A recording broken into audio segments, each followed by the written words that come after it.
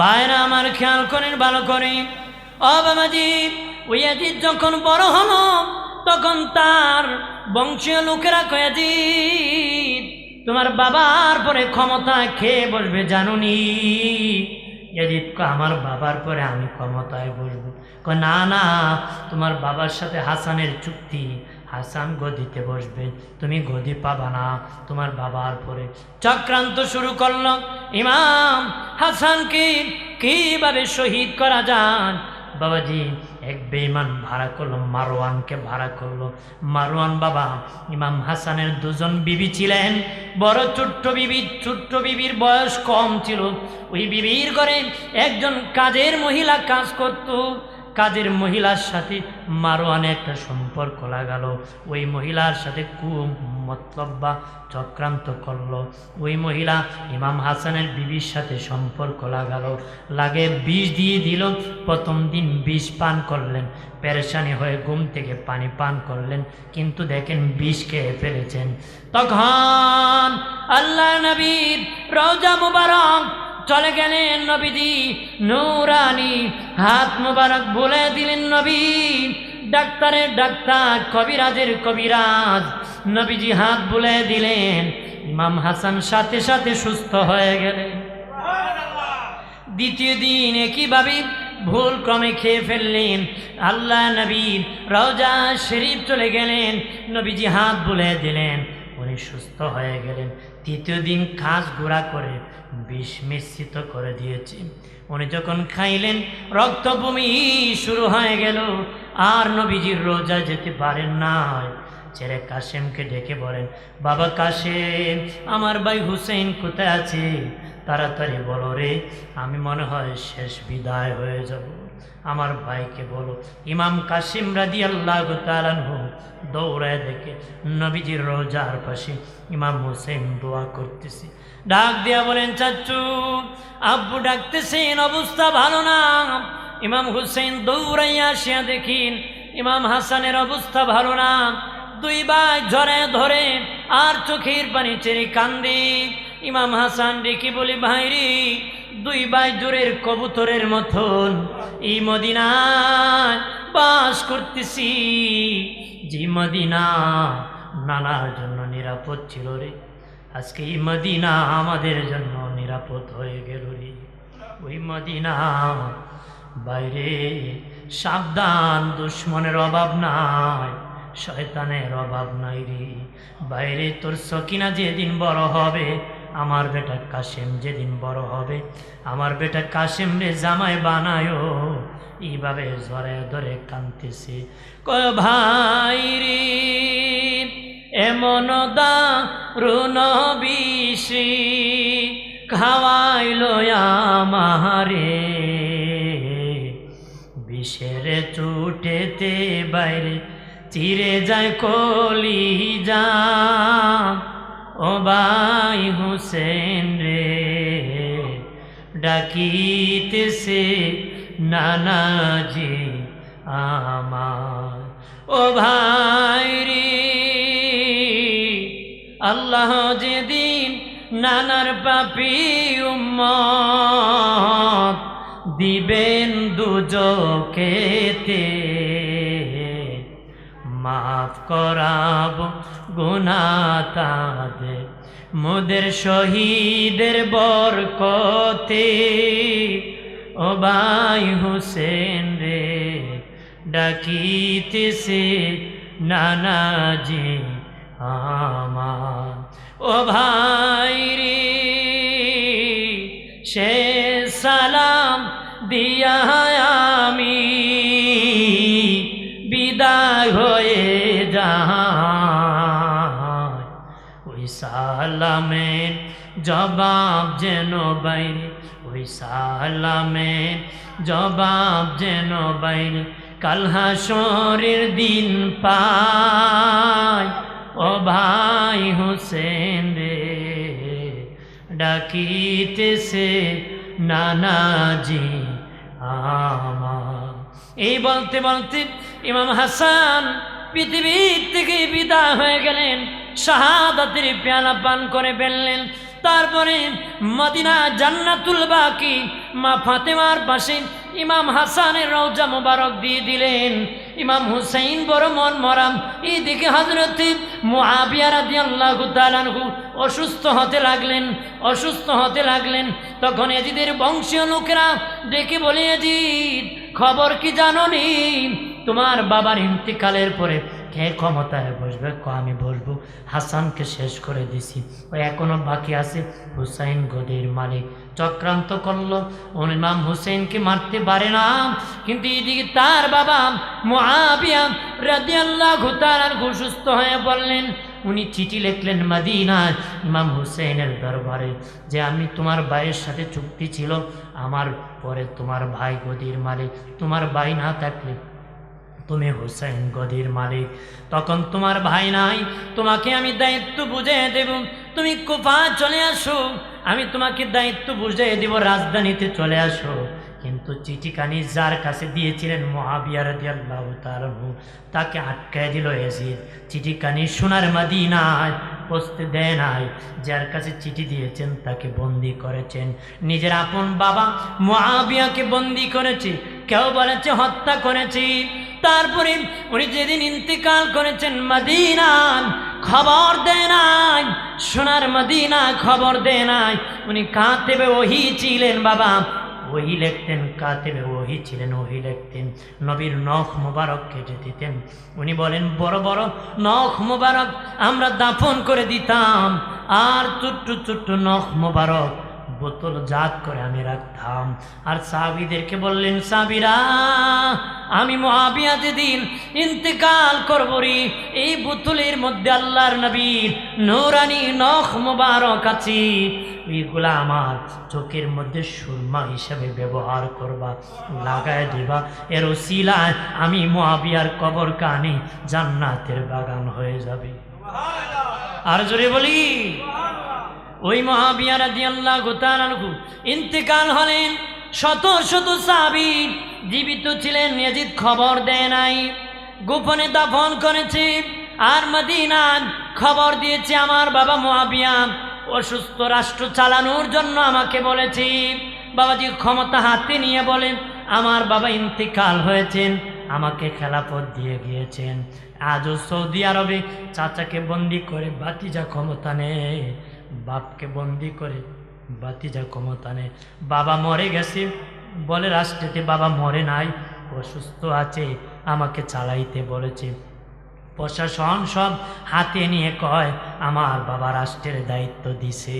ঠিক ইয়াজিদ এইভাবে তার বাবাকে ইন্তিকালের পরে দাফন করেছে, খবর দেয় নাই, বলেছে রাষ্ট্র চালানোর জন্য আমার বাবা বলেছে। ক্ষমতা সব হাতে নিয়ে মদিনায় চিঠি লিখেছে, আমার বাবা খেলাফত দিয়েছে, হুসাইন তুমি বায়াত গ্রহণ করো। বিশেষ করে আব্দুল্লাহ ইবনে জুবায়ের, হযরত ইমাম হুসেন রাদিয়াল্লাহু তাআলা আনহু কয়েকজন সাহাবীর উপর চাপ প্রয়োগ করলো, তারা যদি বায়াত না নেয় তার ক্ষমতা নড়ে বড়ে। এই জন্য সে চাপ প্রয়োগ করলো। ইমাম হুসাইন রাদিয়াল্লাহু তাআলা আনহু দেখলেন চাপ প্রয়োগ করবেন, মদিনা থাকা যাবে না। আল্লাহ নবীর রওজার সামনে বললেন, ইয়া রাসূলুল্লাহ, ওগো আমার নানাজি, ওই মদিনা নিরাপদ নয়, এই মদিনায় আমি থাকতে পারবো না, অনুমতি দেন, আমি মক্কায় চলে যাব। নবী বলেন, নাতি অনুমতি দিলাম, কিন্তু কারবালা যেতে ভুল করবার নাতি, কারবালা যেতে হবে রে, কারবালা যেতে হবে। ইমাম হুসাইন মদিনা থেকে মক্কায় চলে গেলেন, মক্কায় চলে গেলেন। এইদিকে ইয়াজিদ চক্রান্ত শুরু করলো, তার ক্ষমতা টিকবে না, নড়ে বড়ে হবে যদি হুসাইনকে সে বায়াত না নিতে পারে।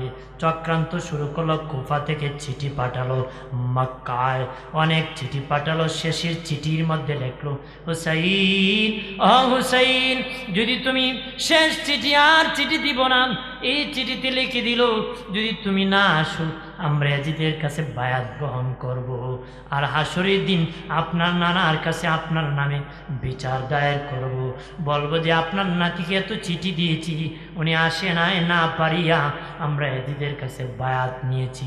ইমাম হুসাইন দেখলেন সর্বনাশ, কিয়ামতের দিন আমার নানার সামনে আমি কেমনে দাঁড়াবো। বংশীয় লোকদেরকে ডাকলেন, আমি কুফায় যেতে হবে।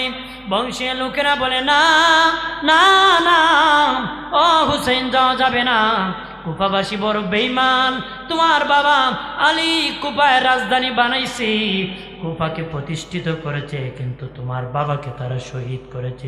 ওই সময় কথা ছিল কুফাবাসী কইতো একটা করতো আর একটা, খবরদার যাওয়া যাবে না। ইমাম হুসাইনকে না যেতে হবে। তখন বংশীয় লোকেরা কই, ঠিক আছে, একটা ব্যবস্থা করেন, আগে আপনি যাবেন না, আপনার প্রতিনিধি আগে কুফায় পাঠাতে হবে। কি পাঠাবো? আপনার খলিফা কাউকে মনোনীত করেন, করে কুফায় পাঠিয়ে দেন, উনি সেখানে থাকবেন, উনি যাচাই করবেন, তারপরে চিঠি লিখবেন, যদি যাওয়ার মতন উপযোগী হয় তখন তুমি কুফায় যাবারে।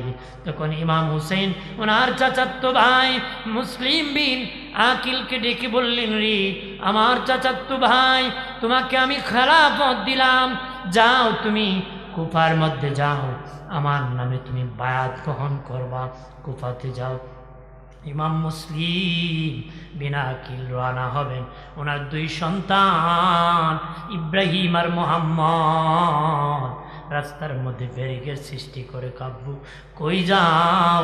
কয় ইমাম হুসেন আমাকে খলিফা বানাইছে, আমার চেয়ে ভাগ্যবান আর কে হতে পারে? ইমাম হুসেনের খলিফা আমি কোথায় যাব রে? দুই বাচ্চা চোখের বাণী চেনে কয়, আব্বা আমাদের মা নাই, রাত হলে বুকে জ্বরে ঘুমায়, আমরা কাকে জ্বরে ঘুমাবো? বাবা হয়তো আপনি থাকেন, নতুবা আমাদেরকে সাথে নিয়ে নেন। আল্লাহু আকবার বলেন না। দুই বাচ্চা কি মায়ায় সাথে নিয়ে নিলেন। এক সপ্তাহ দাওয়াতি কাজ করলেন, এক সপ্তাহে 40,000 লোক বায়াত গ্রহণ করলো, 40,000 লোক বায়াত গ্রহণ করলো, 40,000 লোক দাওয়াত গ্রহণ বায়াত গ্রহণ করার পরে তখন তারা কয়, ইমাম মুসলিম বিন আকিল সকালে আপনার দাওয়াত, আরেকজনকে দুপুরে দাওয়াত, আরেকজনকে বিকালে দাওয়াত, এইভাবে দাওয়াত করতেছে। ইমাম মুসলিম বিন আকিল দেখলেন আমাকে এত আদর করে, হুসেন আসলে কত পাগল হয়ে যাবে।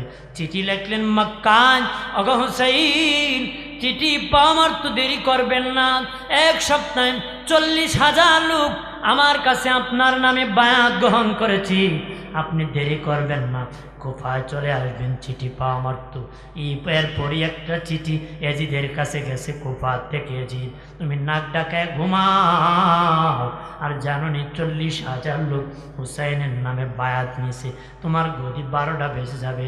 এজিদ কি করলাম, সেখানের গভর্নর ছিলেন নোমান ইবনে বশির। বাবাজি নোমান ইবনে বশির ছিল সেখানের গভর্নর, কিন্তু সেখানের গভর্নর বানালো হারামজাদা উবাইদুল্লাহ ইবনে জিয়াদকে। হারামজাদা উবাইদুল্লাহ ইবনে জিয়াদকে বললো তুমি কুফায় যাও, নোমান ইবনে বশির দেওয়া হবে না, কারণ সে খারাপ ছিল না, খারাপ দিয়ে তো ভালো লোক দিয়ে খারাপ কাজ করানো যাবে না, এই জন্য গভর্নর বানালো হারামজাদা যার বাপের ঠিক না, উবাইদুল্লাহ ইবনে জিয়াদকে। উবাইদুল্লাহ ইবনে জিয়াদ বাবাজি ওই রাস্তা দিয়ে প্রবেশ করতেছি।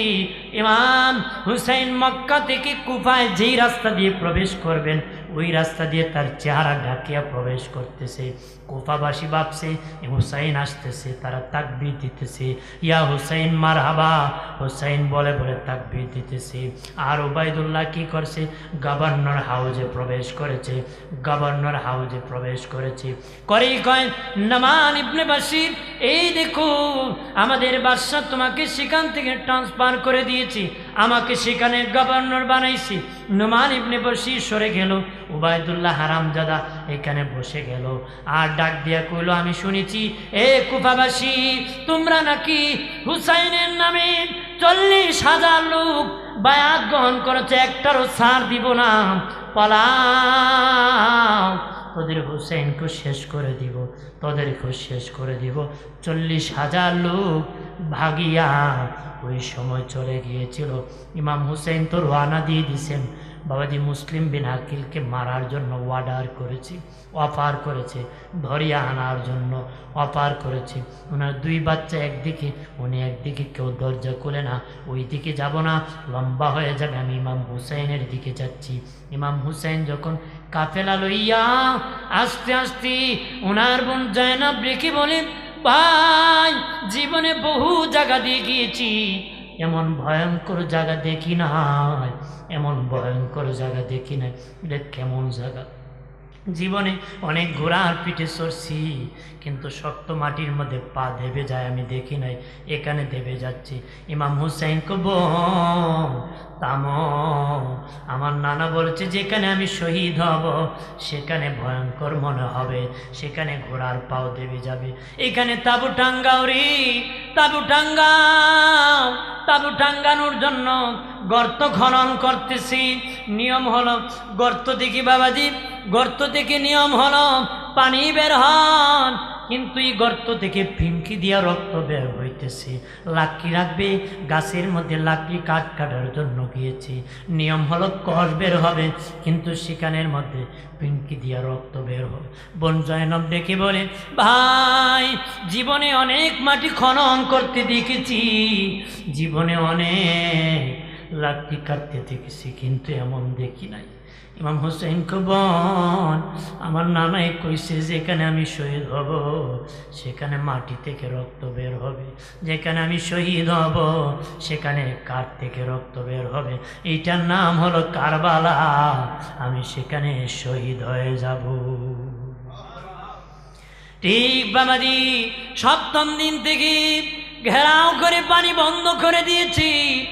9ম দিন দিবাগত রাত্রি, 10ম দিন রাত্রি, 10 নম্বর রাত্রিতে বাবাজি রাতের বেলা ইমাম পরিবারগণ একটু শুয়ে পড়লেন, আর বাতিগুলো একটু একটু কমায় দিলেন।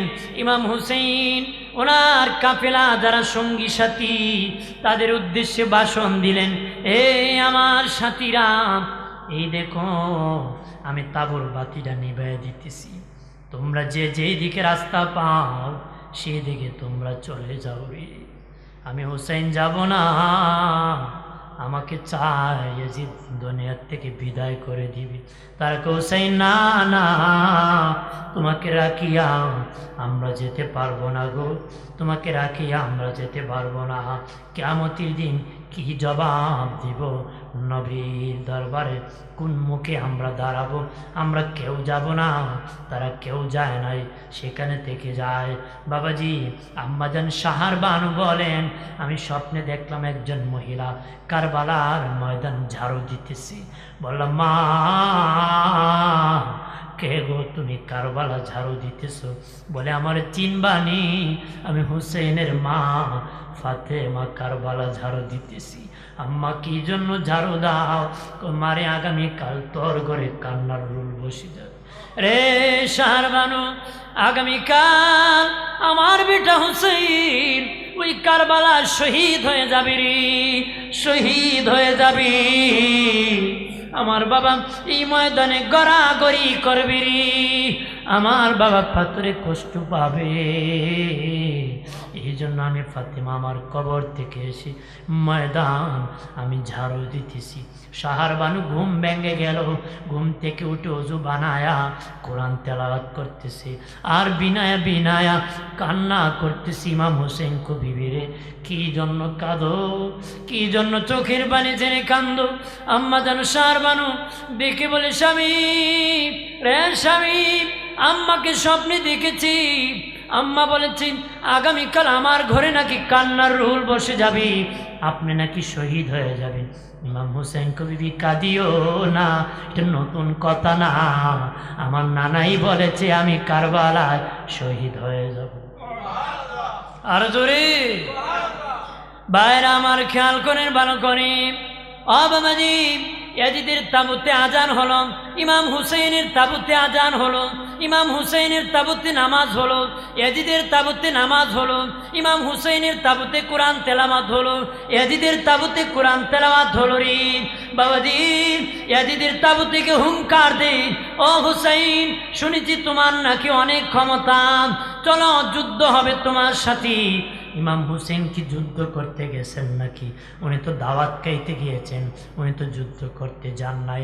ডাক দেয়া বলেন, এরে কুফাবাসী, এরে ইরাকবাসী, আমি তো যুদ্ধ করতে আসি নাই, আমি তো এমনি আসি নাই, তোমরা তো আমাকে দাওয়াত করেছো।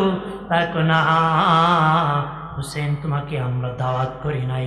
তখন ইমাম হুসেন চিঠি হাতে নিয়ে কই, দেখো চিঠি, অমুকের বেটা অমুক আমাকে দাওয়াত করেছে। তারা কয় না, এই চিঠি আমাদের চিঠি না, আমরা দাওয়াত দেই নাই।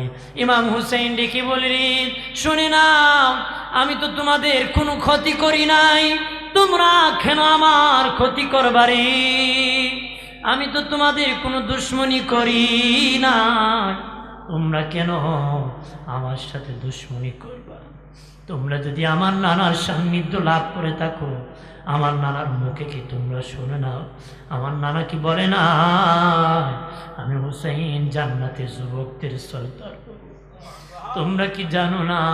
আমি হুসাইন বলতেছি, তোমরা এখনো যদি এজিদের দরবার ছাড়িয়া আমি হুসাইনের দরবারে আসতে পারো রে, আমি কথা দিতেছি কিয়ামতের দিন তোমাদেরকে রাখি আমি জান্নাতে যাব না। বিনয়ে বিনয়ে বলেছেন, এই বিনয়ে বলেও তাদের দিল নরম করতে পারেন নাই, দিল নরম করতে পারেন নাই। বাবাজি, তারা বলে যুদ্ধ হবে, তুমি আগে তীর মারো। ইমাম হুসেন বলে, না, আমার নানার সুন্নত হলো আক্রান্ত হলে প্রতিবাদ করা। কোনো জেহাদের মাঠে সাহাবায়ে কেরাম কাফেরকে আগে তীর কোনোদিন মারেন নাই। বদরও না, উহুদও না, বাবাজি যত জেহাদ হয়েছে প্রত্যেক জেহাদে কাফেররা আগে তীর মেরেছে, সাহাবায়ে কেরাম তারপরে পাল্টা প্রতিবাদ করেছে। ইমাম হুসেন বলেন, আমার নানার সুন্নত হলো যখন আক্রান্ত হব প্রতিবাদ করা, প্রতিবাদ করা, আক্রান্ত হলে প্রতিবাদ করা। তোমরা আগে তীর মারো, তারপরে আমি পাল্টা প্রতিবাদ করব, প্রতিবাদ করব। সাহাবায়ে কেরাম জিহাদের মাটি যখন বাবা যুদ্ধ করতেন কাফেরের সাথে, কাফেরের তীর ভেঙ্গে যেত, দুই হাত ধরে সারেন্ডার হতো কাফের, তখন আর সাহাবায়ে কেরাম আঘাত করতেন না, বলতেন তোর তরবারি আন, হয়তো নাই আমার তরবারি। সাহাবী নিজের তাবুতে যাইয়া তরবারি আনিয়া কাফেরের হাতে দিতেন, তারপরে আবার যুদ্ধ করতেন। নিরস্ত্র দুর্বলের সাথে সাহাবায়ে কেরাম কোনো যুদ্ধ করতেন না। ইমাম হুসেনকে তোমরা আগে মারো, আমি পাল্টা প্রতিবাদ করব। এমনি এক জালিম কয়, হুসাইন, আমি অমুক সাহাবীর বেটা, তোমাকে তীর মারতেছি দেখো, আমি অমুকের বেটা অমুক। তীর যখন মারছে, ইমাম হুসেন বলেন, আর ছাড় দেওয়া যাবে না, একটাকে ছাড় দেওয়া যাবে না। যুদ্ধ যখন বেজে গেল, এজিদ বাহিনী কেউ পারে না ইমাম হুসেনের সাথে, কেউ যুদ্ধ করে পারে না। তারা যখন দেখলো পরাজিত হবে, তারা বলল মল্লুক যুদ্ধ হবে, একজন একজন করে জেহাদ হবে, একসাথে জেহাদ হবে না। ইমাম হুসাইনকে বুঝতে পেরেছি, তোমরা আমাকে পরাজিত করতে চাও, এই কথা বলে আমি বলতাম যুদ্ধ করব না, তারপর আমাকে পরাজিত করতে চাও, আমি হুসাইন একজন একজন করে জেহাদ করব, জীবন দিব, তারপরে ইমান দিব না, বাতিলের কাছে মাথা নত আমি হুসাইন করব না, বাতিলের কাছে মাথা নত করব না। না না, একজন একজন করে জিহাদ যুদ্ধ করতেছি। আম্মাজান শাহার বানু ডেকে বলে, স্বামী, আমার 8 দিনের বাচ্চা আলিয়াসগণ পানির পিপাসায় কাতরাতেছে, আমার স্তনে দুধ নাই, জিহ্বা পর্যন্ত শুকিয়ে গেছে, একটু পানির ব্যবস্থা করে দেন। হযরত ইমাম হুসেনকে পানি দিবে না, পানি দিবে না। হযরত শাহার বানু কয়, তারা তো নামাজ পড়েছে, কোরআন তেলাওয়াত করেছে। স্বামীরে, যারা নামাজ পড়ে তেলাওয়াত করে তাদের দিলটা নরম থাকে, আমার মনে হয় আমার শিশু বাচ্চার জন্য হলো একটু দিলটা তাদের নরম হবে। ইমাম হুসেনকে বিবিরে, যদিও তারা নামাজ পড়ে, যদিও তারা রোজা রাখে, যদিও তারা তেলাওয়াত করেছে, তারপরও তাদের দিল নরম হবে না, তারা আমাকে পানি দিবে না। স্ত্রীর মনকে রক্ষা করার জন্য ফোরাত নদীর সামনে দাঁড়ালেন আর বললেন, ও ইয়াজিদের সৈন্যরা, আমি পানি পান করব না, এই দেখো আমার 8 দিনের বাচ্চা আলিয়াসগরকে পানি পান করাবো রে, আমি পান করব না, আমার বাচ্চাকে পানি পান করাবো। আমার শিশু বাচ্চাকে খাওয়াবো। তারা নীরব, কথা বলে না। নীরবতা অনুমতির লক্ষণ, নীরবতা অনুমতির লক্ষণ। উনি ভাবছেন, অনুমতি দিয়েছেন, ফোরাত নদীর মধ্যে নেমে গেলেন। ফোরাত নদী নামিয়া বাম হাতে আলী আসগর কীভাবে ধরলেন, ডান হাত কানি ফোরাত নদীর মধ্যে ভিজায়া এইভাবে পানি যখন মুখে দিবেন, একটা বেঈমান দূর থেকে একটা তীর মারলো। ওই তীরটা শিশু আলী আসগরের বুক দিয়া ঢুইকা পিঠ দিয়া বাহির হয়ে গেল। মুহূর্তের মধ্যে শিশু আলী আসগর শাহাদাতের পেয়ালা পান করলেন। ইমাম আলী আসগরের শাহাদাতের রক্ত দিন ইমাম হুসেইনের জুব্বা লাল হয়ে গেল। আল্লাহু আকবার বলে। ইমাম হুসেইন শিশু আলী আসগরের শাহাদাতের লাশ নিয়ে বিনয়ে বিনয়ে কাঁদতেছে। আসিয়া বলে, বিবি রে, আমি এমন বাবা, আমার বাচ্চার জন্য কোনো পানির ব্যবস্থা করতে পারি। এরে বিবি, আমি এমন হতভাগা পিতা, আমার শিশু বাচ্চার জন্য পানির ব্যবস্থা করতে পারি না। পৃথিবীর মা বাবা সন্তানকে খাওয়ায়, বাবাজি রৌদ্রে ভিজে, বৃষ্টি ভিজে রৌদ্রে শুকায়, আর পরিশ্রম করে করে খাওয়ায় রে, নিজে না খায় খাওয়ায়। পৃথিবীর সব পিতা চায় আমার সন্তান সুখী হোক, আমার বাচ্চা বেঁচে থাক। ইমাম হুসাইন বলে, বিবিরি, আমি বাবা হইয়া আমার বাচ্চার সামান্য পানির ব্যবস্থা করতে পারি না। নাও না, আমার নানার হাতে জান্নাতের জনমের শেষ শরবতের পানি খাওয়াইয়া দিছি। আলী আসগরের লাশ লইয়া বিবি কান্দে, পরিবারের সবাই কান্দি। যুদ্ধ চলতেছি, বাবা ইমাম কাসেম আসিয়া কয়, চাচু আমিও জেহাদে যাব। আমার কত সাথীরা শহীদ হয়ে গেছে, আমার কত বন্ধুরা, আলী আকবর শহীদ হয়ে গেছে, আব্বাস সালামদার শহীদ হয়ে গেছে, অনেকে শহীদ হয়ে গেছে, আমিও শহীদ হয়ে যাব। ইমাম হুসেন বলে, না বাতিজা, তুমি বেঁচে যাও, তোমার আম্মার দায়িত্ব তুমি গ্রহণ করো। ইমাম কাসেম বলে, না না না চাচু, আমার বাবা বলেছে আমি থাকতে যেন আপনি কোনো বিপদে না পড়েন, আপনি শহীদ হয়ে যাবেন আর আমি বেঁচে থাকবো। হতে পারে না, হতে পারে না, অনুমতি দেন, আমি শহীদ হয়ে যাব। উনি কারবালার মাঠে চলে গেলেন। যখন ঘোড়ার পিঠ থেকে পরে যান, ডাক দেয়া বলেন, চাচু আমি কাসেম শহীদ হয়ে যাচ্ছি, আমি কাসেম শহীদ হয়ে যাচ্ছি। ইমাম জয়নাল আবিদিন বলেন, আমি হলাম কারবালার সাক্ষী রে, আমার প্রচণ্ড জ্বর ছিল, আমি উম্মে কুলসুমের ওরত মুবারকে মাথা রেখে শুয়েছিলাম। আমার আব্বা হুসেইন আসিয়া কো, বাবা তুমি জেহাদে যাওয়া লাগবে না। আমি বললাম, আব্বা অনুমতি দেন, আমিও জেহাদে যাব, আমিও শহীদ হব। এন যদি ইমাম হুসেইন বলেন, না না এ বাবা না, তুমি যদি শহীদ হয়ে যাও আমার নানার বংশ থাকবে না, আমার নানার বংশ থাকবে না, তুমি বেঁচে যাও। বাবা জয়নাল, আমি অনুরোধ, আমি বলতেছি, আদেশ করতেছি, জীবনে কোনোদিন আমাদের শাহাদাতের বিচার দুনিয়ার কোনো বাদশার দরবারে দিবা না, দুনিয়ার কোনো বাদশার দরবারে দিবা না।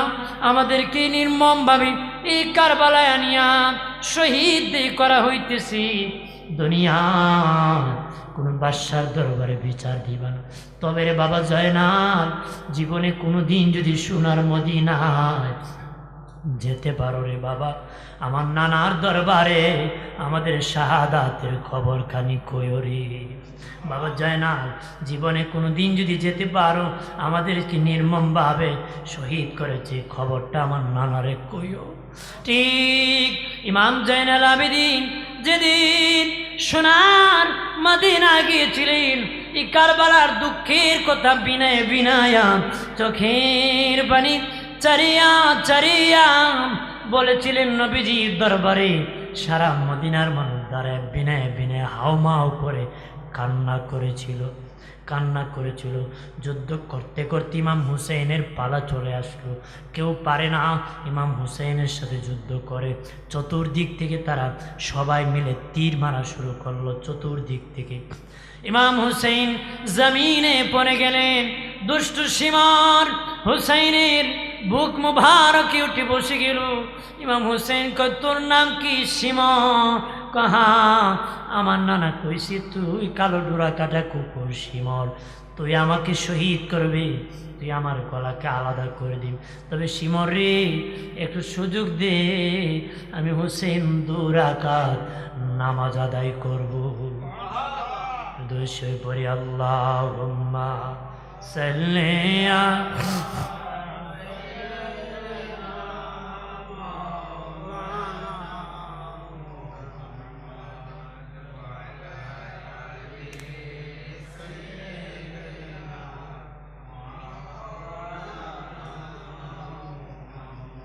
ভাইরা আমার খেয়াল করেন ভালো করে। ইমাম হুসাইন বললেন, শিমর রে শিমর, আমার নানা বলেছি তুই আমাকে শহীদ করে দিবি, আমাকে 2 রাকাত নামাজ পড়ার অনুমতি দিবি। 2 রাকাত নামাজ পড়তে দিয়েছে। উনি যখন 2য় রাকাতের সিজদায় চলে গেলেন, তারা হুসাইনের ক্ষমতা বেড়ে যাবে, নামাজ পড়ে নামাজে ধরে ফেল রে। যখন বাবা গলায় আবার ছুরি লাগালো, ছুরি চালায়, গলা কাটতে পারে না রে। ইমাম হুসাইন কয়, শিমর তোর জীবন শেষ হবে, আমার মাথা নিতে পারবে না রে। কারণ হলকুম মুবারকি আমার নানা নূরের জবান মুবারক দিয়ে, নোরানি মুখ মুবারক দিয়ে 100বার চুমু খেয়েছি। আমাকে যদি মাথা নিতে হয়, আমি নামাজের সিজদায় যাই, ঘাড়ের দিকে মাথা কাট, তাড়াতাড়ি কর। আমার নানা আমারে ডাকতেছে কারবালা, আমার বাবা ডাকতেছে, আমার ভাই ডাকে, আমার মা ডাকে, তাড়াতাড়ি করে আমার মাথা আলাদা কর। কত বড় বেঈমান! ইমাম হুসেনের মাথা কানি আলাদা করে দিছে। আলাদা করিয়া শুধু কি বাবাজি নির্যাতনের তো একটা সীমা আছে রে। মাথা আলাদা করেছে, আর কি জুলুমের বাকি আছে। ইমাম ইবনে কাসির রহমতুল্লাহ আলাইহ বলেন, তারপর আরো জুলুম করছে। ইমাম ইবনে কাসির রহমতুল্লাহ আলাইহ বলেন, মাথা কাটার পরও আরো জুলুম করেছে। কি করেছে জানোনি? ইমাম হুসেইনে দেহ মুবারকের কাপড় টানিয়া টানিয়া খুলে ফেলছে। জি হুসেন জীবনে কাপড় খুলেন না, এই হুসেনের কাপড় টানিয়া টানিয়া কারবালায় খুলে। ইমাম ইবনে কাসির বলেন, 70টা ঘোড়া দাঁড় করায় রাখছে, যুদ্ধার ঘোড়া। যুদ্ধ ঘোড়ার পায়ের মধ্যে লোহার মতন এক শ্রেণীর কিছু ফিটিং করা থাকে বাবা, প্যারাকের মতন পায়ের মধ্যে ঘোড়ার মধ্যে লাগানো থাকে, যুদ্ধ করতে যেন স্লিপ না করে। ওই রকম 70টা ঘোড়া দাঁড় করায় রাখছে। কাপড় খুলিয়া ইমাম হুসেনের দেহের উপর 70টা ঘোড়া দৌড়াবে। কত বড় জুলুম আর কত বড় নির্যাতন! একটা একটা করে ঘোড়া ইমাম হুসেনের দেহ মুবারকের উপর দৌড়াইছে। ইমাম হুসেনের গুস্তুগুলা তোলার মতন উড়ে গেছে রে বাবাদিন। আর মাথা মুবারক বল্লামের ভিতর ঢুকাইয়া শহর প্রদর্শন করছি। একজন মহিলা কয়, আমি জানালা দিয়ে তাকাইলাম, দেখি ইমাম হুসেনের মাথা বল্লমের ভিতরে। আমি কলাম, আহা, এই ঘটনারই আসহাবে কাহাবের ঘটনার থেকে আরো আশ্চর্য ঘটনা।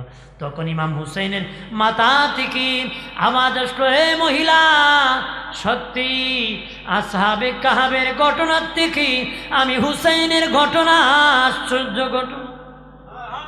আর যদি বলি ইমাম হুসেন, তখন মহিলা চিৎকার করে, কে কোথায় আছো? ইমাম হুসাইন মরে নাই। কি হয়েছে? হুসাইনের মাথা এইভাবে কথা বলেছে। 3 দিন পর্যন্ত তা বা ইমাম পরিবারের লাশ কারবালায় পড়ে থাকলো 3 দিন পর্যন্তই। পাশেরই মহল্লা বাবা, নাম ছিল আব্দুল ওয়াহাব। বাবাজি 17 দিন হয়েছে বিবাহ করেছে, 18 বছরের যুবক, বিবির সাথে গল্প করতেছে। মা ছিল আশেক রাসূল। শেষ কথা আমার বাবা, মা ছিল আশেক রাসূল। মা আব্দুল ওয়াহাবের দরজায় যায় বলে, বাবা আব্দুল ওয়াহাব, বাবা আব্দুল ওয়াহাব, শুনেছি ইমাম হুসেন কারবালায় বিপদে পড়েছি, যাইবানি, আমি শহীদের মা হতে চাই। তখন আব্দুল ওয়াহাব রেডি হয়ে বিবিকে ডেকে বলে, বিবি বিদায় দেব, বিবি বিদায় দে জনমের, আমি চলে যাব কারবালায়, আমি চলে যাব কারবালায়। আব্দুল ওয়াহাবের বিবি ডেকে বলে, স্বামী এই দেখেন শাশুড়ি আম্মা যখন বলেছে, হাতের কাজ খুলে ফেলেছি, কানের ধোল খুলে ফেলেছি, আমি ওই দিন খুশি হব সেই দিন যেদিন আমি শহীদের বিবি হয়ে দাঁড়াবো। তার মায়ের হুজরায় যায়, কয় মা, মা বিদায় দে, তোর ওয়াহাবরে বিদায় দে, আমি কারবালায় চলে যাব। আব্দুল ওয়াহাবের মা কয়, বাবারে বিদায় দিলাম, ওই দিন আমি খুশি হব যেদিন আমি শহীদের মা হয়ে দাঁড়াবো, ওই দিন আমি খুশি হব। আব্দুল ওয়াহাব কলেবিও কারবালায় শহীদ হয়েছিল। 3 দিন পরে আমিয়া গ্রামে, পাশের গ্রামে আমিয়া গ্রামের মানুষ এসেছে দাফন করবি। প্রথম দিনই বাবা ইয়াজিদ বাহিনী যারা মরে গিয়েছিল দাফন করেছি, আর 3 দিন পর্যন্ত ইমাম পরিবারের লাশ পড়ে রয়েছে। পাশের গ্রামের মানুষ আসিয়া চিনে না কার লাশ কোনটারি, কার লাশ এমন অবস্থা করছে। একটা যুবক ঘোড়া দৌড়ায় এসেছি, আসে কয়, তোমরা চিনো না, এই দেখো এটা হুসেইনের লাশ, এটা আব্বাস সালামদারের লাশ, এটা আলী আকবরের লাশ, এটা কাসিমের লাশ, এইভাবে বলে দিতেছি। তারা কয়, যুবক তুমি কে গো, আমরা চিনি না, তুমি কোত্থেকে আসছো, তুমি কেমনে চিনো? যুবক ডেকে বলে, আমরা ক্ষমতা দেখাই নাই, ক্ষমতা দেখাইলে ইয়াজিদ বাহিনী একটাও যেতে পারতো না। তোমরা শুনেছ জয়নাল আবিদিন ইয়াজিদের জেলখানায় বন্দি আছে, যে জয়নাল আবিদিন ইয়াজিদের জেলখানায় বন্দি আছে, ওই জয়নাল আবিদিন কারবালায় হাজির আছে। ইরাকের মানুষ বলে, যেদিন ইমাম হুসাইন শহীদ হয়েছেন, এই দিন আমাদের ভয়ঙ্কর রাত ছিল রে, ভয়ঙ্কর রাত ছিল, কঠিন রাত ছিল, এত ভয় জীবনে পাই নাই। কঠিন বৃষ্টি আসমান থেকে হয়েছে, কঠিন বৃষ্টি হয়েছে। তারা বলে মাঠটা মটকা রাখতাম, কলস রাখতাম আমরা, বৃষ্টির পানি মশক জাত করে রাখতাম, আমরা খাইতাম। আগো আমাদের দেশে মানুষ মাটির কলসের মধ্যে পানি রাখতো, বৃষ্টির পানি মশক জাত করে রাখতো। ঠিক তারা ওই সময় কলস রাখতো বাহিরে, বৃষ্টির পানি মশক জাত করে তারা রাখতো। তারা বলে ওই দিন খুব কঠিন বৃষ্টি হলো, আমরা কলস দিলাম, বৃষ্টির পানি দিয়া ভরপুর করব। ঘুম থেকে উঠিয়া দেখি বৃষ্টি তো বৃষ্টি হয় না, রক্ত বৃষ্টি হয়েছে। আল্লাহর আসমান পর্যন্ত ইমাম হুসেইনের সুখে কান্না করেছে। কলসের মধ্যে সাদা পানি নয়, রক্তের রঙে পানি ভরপুর হয়ে গেছে।